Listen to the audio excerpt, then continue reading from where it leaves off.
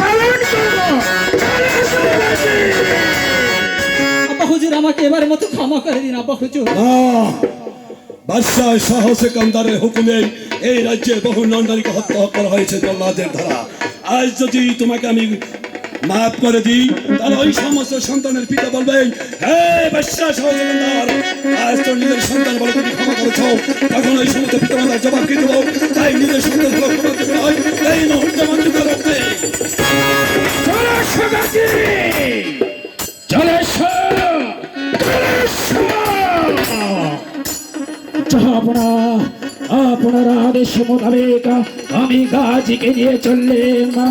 আপনি আমার জন্য দোয়া করবেন।